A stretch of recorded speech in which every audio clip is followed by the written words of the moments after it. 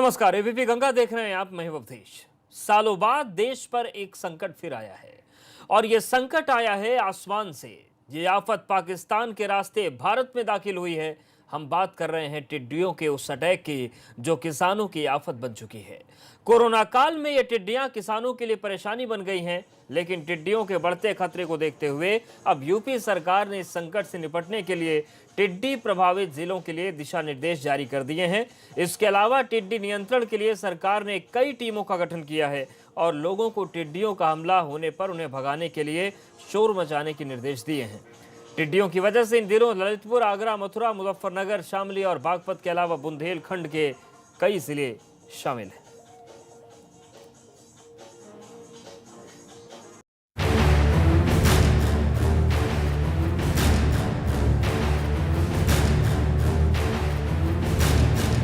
किसानों पर आई आसमानी आफत। कोरोना काल में आसमान के रास्ते टिड्डी दल का हमला। लॉकडाउन के बीच टिड्डियों का दल एक नया सिरदर्द बन गया है किसानों के लिए। फसल भले ही कट चुकी हो, लेकिन नई फसल के लिए भी ये टिड्डियां आफत से कम नहीं हैं। यही वजह है कि किसान अब कोरोना के साथ साथ टिड्डियों से भी जंग लड़ने की तैयारी कर रहे हैं। पूरी तरह से प्रशासन जो भी है वो भी मुस्तैद कर रही है और जो भी छिड़काव के लिए दवा जानकारी दे रही है उसके लिए हम लोग तैयार हैं कि दवा हमेशा उनको भगाने के लिए पूरी तरह से मुस्तैद हैं। टिड्डियों का जो है कि झुंड बन के आ रहा है और हम किसानों के फसल चट कर जा रहे हैं। इसको हम लोग जागरूक हो गए हैं। इसको जैसे खेत में कुछ धुआं करके जो है टीन डब्बे पीट करके और इस तरह से अपनी फसलों की रक्षा कर रहे हैं। राजस्थान, हरियाणा और यूपी में आतंक मचाने वाली टिड्डी इन दिनों लॉकडाउन में कोरोना वायरस के बाद दूसरी सबसे बड़ी चिंता का विषय बनी हुई है। लेकिन आखिर ये टिड्डियां भारत पहुंची कैसे, इस बात को समझना भी बेहद जरूरी है। विशेषज्ञों का मानना है कि उत्तरी हिंद और अरब सागर में 2018 में आए साइक्लोनों की वजह से सऊदी अरब में मौसम में भारी फेरबदल हुआ था। वहां बारिश के बाद रेगिस्तानी इलाकों में भी पानी भर गया था। ये वही अरब रेगिस्तान है जहां टिड्डी पाई जाती थी और इस मौसम में बदलाव के बाद वहां भयंकर टिड्डी दल सामने आए। अनियंत्रित यही टिड्डी दल अरब से यमन और ओमान पहुंच गए।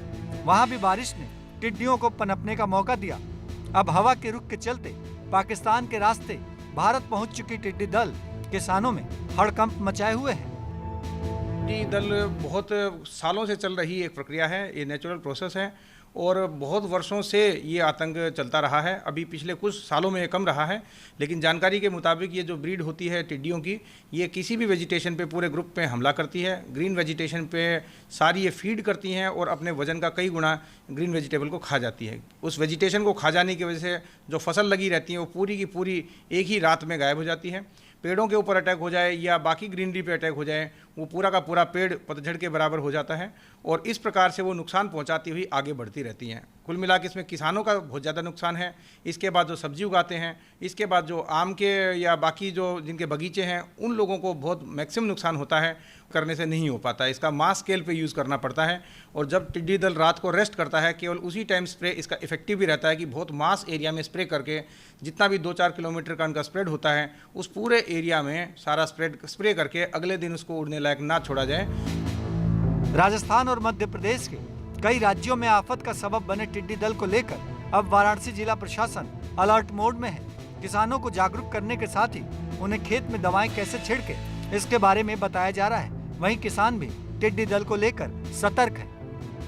जो टिड्डी दल है उसका जो आक्रमण हुआ है वो राजस्थान से बढ़ता हुआ फिर मध्य प्रदेश और यूपी में जो एंटर अभी कर गया है, उसको लेके ही शासन के निर्देश प्राप्त हुए हैं कि पूर्वांचल में भी अब अलर्ट मोड पे सभी को रखा जाए।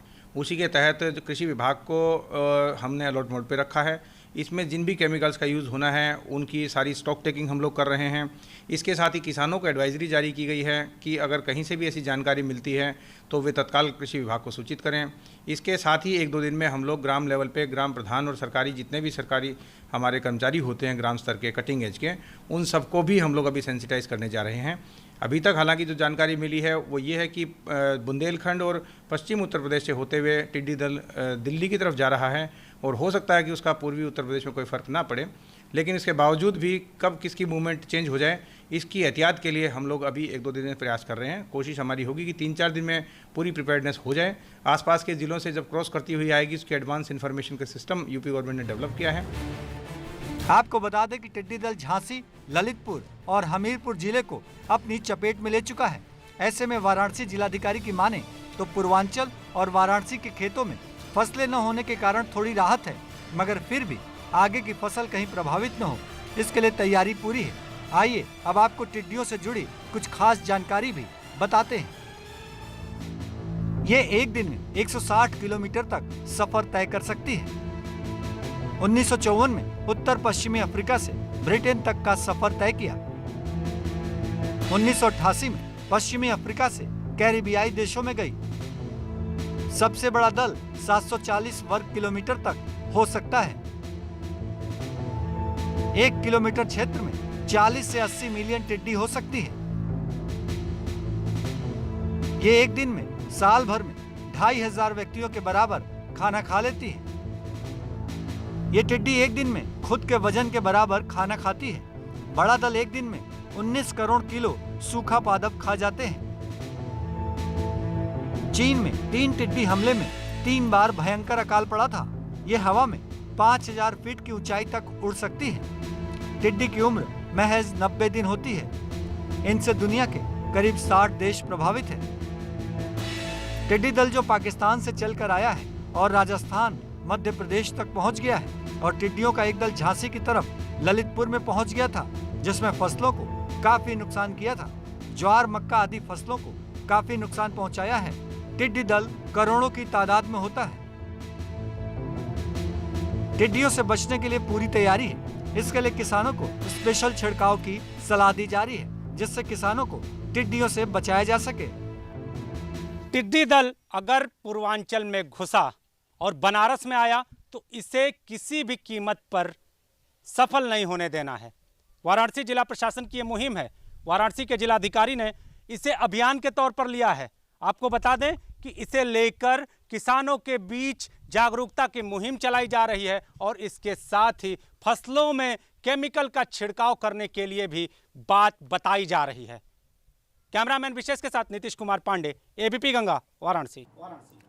और टिड्डियों के संकट पर कृषि मंत्री सूर्य प्रताप शाही का क्या कहना है, सुनवाते हैं आपको। देखिए, टिड्डियों का राजस्थान की ओर से आने का समाचार प्राप्त हुआ था और चौथे रोज ही हम लोगों ने मीटिंग करके और उसको सभी अपने बॉर्डर के जिलों को अलर्ट कर दिया था। हमारे प्रमुख सचिव ने सभी संबंधित जो बॉर्डर जिले के जिलाधिकारी थे और कृषि विभाग के अधिकारी थे, उनके साथ वीडियो कॉन्फ्रेंसिंग करके और उन्हें बचाव करने के लिए किस प्रकार से बचाव करें और छिड़काव के माध्यम से उनको रोका जा सके, इसके बारे में जागरूक किया। उन सभी जिलों को 5-5 लाख रुपए छिड़काव के लिए हम लोगों ने तुरंत उपलब्ध करा दिए और PR-27 से भी इस बात की व्यवस्था की गई है कि जरूरत पड़ेगी तो और धनराशि जो है वो वहाँ पर जिला मजिस्ट्रेट के माध्यम से वो ले सकेंगे। किसानों को जागरूक किए जाने के लिए कहा गया है कि वो टिड्डी दल जब आती है तो शोर मचाएं, तालियां पीटे जिनकी शोर से वो वहाँ से भाग सकें। तो इस तरीके से अखबारों के भीतर हमारे खास तौर पर झांसी मंडल के, बांदा चित्रकूट मंडल के और आगरा और अलीगढ़ मंडल के भीतर जो बॉर्डर के हमारे जिले हैं, मध्य प्रदेश और राजस्थान, उनको सचेत किया गया है। परसों झांसी में और ललितपुर में फायर ब्रिगेड की गाड़ी लगा करके उनको छिड़काव भी कराए गए। टिड्डी दल को भगाने की कोशिश की गई, जिसके माध्यम से वो उधर से घूम करके और फिर उन्होंने मध्य प्रदेश का रास्ता पकड़ लिया। तो इस तरीके से राज्य में इस टिड्डी दल के हमले से हमारे किसान भाइयों को नुकसान न हो, इसके लिए भी उत्तर प्रदेश का शासन सचेत है और उसने इस बात का प्रयास किया है। मंत्री जी आपसे जानना चाहते हैं, पुलवामा में शहीद हुए महेश कुमार यादव के परिजनों को आज सरकार की तरफ से 22 लाख रुपए का चेक दिया गया।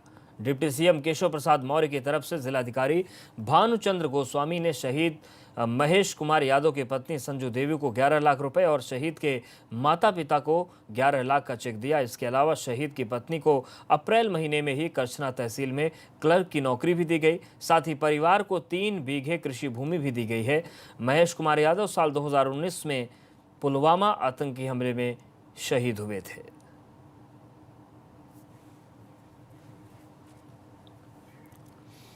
रायबरेली सदर से कांग्रेस विधायक अदिति सिंह ने आज अपने ट्विटर हैंडल से कांग्रेस शब्द हटाकर एक बार फिर राजनीतिक सरगर्मी बढ़ा दी है।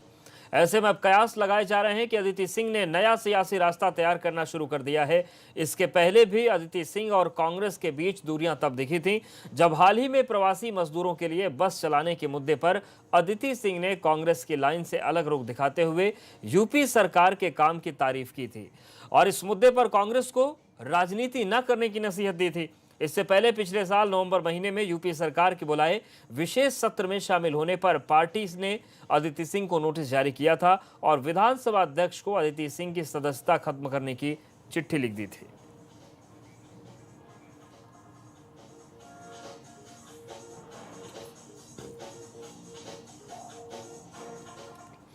और प्रदेश के ग्राम्य विकास मंत्री राजेंद्र प्रताप उर्फ मोती सिंह आज प्रतापगढ़ से विधायक रघुराज प्रताप सिंह उर्फ राजा भैया से मिलने बेती राजभवन पहुंचे। इस दौरान दोनों नेताओं के बीच करीब 1 घंटे लंबी बातचीत हुई, लेकिन इस मुलाकात ने अब उत्तर प्रदेश की राजनीति में कयासों के बाजार को गर्म कर दिया है।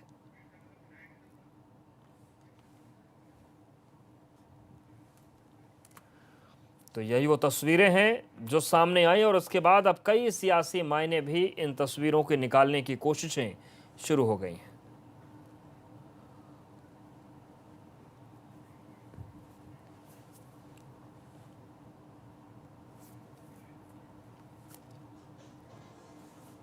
अंबेडकर नगर में आज एक भाजपा विधायक थाने में एक दबंग थानेदार के खिलाफ धरने पर बैठ गई, लेकिन विधायक को देखते ही थानेदार थाना छोड़कर चलते बने। दरअसल विधायक के कार्यकर्ताओं का आरोप है कि थानेदार भाजपा कार्यकर्ताओं के खिलाफ अवैध वसूली के झूठे मुकदमे में फंसाने का आरोप लगाकर उत्पीड़न कर रहे हैं। इसी बात से नाराज विधायक संजू देवी धरने पर बैठ गई।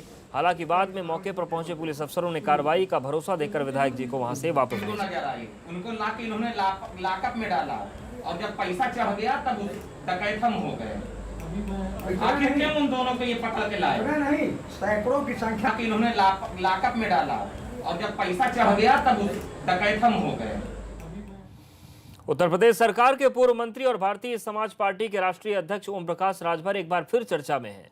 इस बार वो लॉकडाउन के दौरान सोशल डिस्टेंसिंग को फॉलो न करने और नियमों की धज्जियां उड़ाने को लेकर चर्चा में आए हैं। आइए जानते हैं कि पूरा मामला ये क्या है। तस्वीरों में चौपाल में ग्रामीणों के बीच बैठे और उनसे बात करते हुए ये हैं यूपी के पूर्व मंत्री और भारतीय समाज पार्टी के राष्ट्रीय अध्यक्ष ओम प्रकाश राजभर, जो कि गाजीपुर के जहूराबाद विधानसभा से विधायक भी हैं। ओम प्रकाश राजभर पर आरोप लगा है कि लॉकडाउन के दौरान 6 मई को उन्होंने सोशल डिस्टेंसिंग की धज्जियां उड़ाते हुए करीमुद्दीनपुर थाना क्षेत्र के एक गाँव में राजभर समाज के लोगों के बीच चौपाल का आयोजन किया था। इस दौरान न तो विधायक राजभर ने और न ही चौपाल में शामिल किसी भी शख्स ने मास्क लगाया था। अब ओम प्रकाश राजभर के चौपाल का वीडियो वायरल हो रहा है। वीडियो वायरल होने के बाद जनता दल यूनाइटेड के जिला अध्यक्ष विनीत तिवारी ने पुलिस अधीक्षक को वीडियो ईमेल किया है और इस संबंध में जांच कर कार्रवाई की मांग की है। 6 मई का जो है ये वीडियो है और माननीय विधायक जी जहूराबाद ओम प्रकाश राजभर जी चौपाल लगा करके जो है और ग्रामीणों की जान जोखिम में डाले हैं। न खुद मास्क लगाए हैं, न लोगों को मास्क लगाने के लिए प्रेरित किए हैं, न सोशल डिस्टेंसिंग का कोई वहाँ पे फॉलो किया गया। इस संबंध में मैंने पुलिस अधीक्षक गाजीपुर को मेल किया है, उनके पीआरओ से फ़ोन पे बात करके सूचित भी किया है कि मैंने मेल और वीडियो दोनों भेजा है। उसकी सत्यता की जाँच कर वीडियो की। यदि लॉकडाउन के दौरान ये चौपाल लगाया गया है तो इस पर जो है तत्काल FIR दर्ज कर उन पर कार्रवाई की जाए। शिकायत करने वाले जदयू के जिलाध्यक्ष का कहना है कि विधायक ओम प्रकाश राजभर ने न केवल सोशल डिस्टेंसिंग की धज्जियां उड़ाई, बल्कि चौपाल में PM केयर फंड और CM योगी पर कई तरह के आरोप लगाते नजर आए, जिस पर कार्रवाई होनी चाहिए। बहरहाल पुलिस ने इस मामले में विधायक ओम प्रकाश राजभर के खिलाफ मुकदमा दर्ज कर लिया है। ये लॉकडाउन के समय की बात है। ये तत्समय करीमुद्दीनपुर थाने में ये प्रकाश में आने पर इसमें मामला दर्ज करके आवश्यक कार्रवाई की गई है। ये पहले की बात है, इस समय कोई बात नहीं है। पहले जिस समय ये प्रकाश में आया था तो करीमुद्दीनपुर में इसको रजिस्टर किया गया था और आवश्यक कार्रवाई की जा रही है इसमें। आपको बता दें कि ओम प्रकाश राजभर की भारतीय समाज पार्टी का यूपी में भाजपा से गठबंधन रह चुका है और वो यूपी सरकार में मंत्री भी रह चुके हैं। ABP गंगा के लिए गाजीपुर से अनिल कुमार की रिपोर्ट। भदोही में एक कोरोना संदिग्ध की मौत के बाद उसके दाह संस्कार को लेकर हंगामा हो गया। मामला गोपीगंज इलाके का है, जहां पर मृत शख्स का दाह संस्कार करने के लिए पुलिस और स्वास्थ्य विभाग के कर्मचारी पहुंचे, लेकिन वहां पर मौजूद ग्रामीणों ने शव को एम्बुलेंस से उतारने का विरोध करते हुए एम्बुलेंस और पुलिस कर्मियों पर पथराव कर दिया, जिसमें एम्बुलेंस कर्मी घायल हो गए। बताया जा रहा है कि संतोष पांडे नाम का शख्स हाल ही में मुंबई से लौटा था, लेकिन अस्पताल शिफ्ट करते वक्त उसकी मौत हो गई थी। आप देखिए किस तरीके से ग्रामीणों ने पुलिस को खदेड़ लिया। अरे गांव वाले दुकान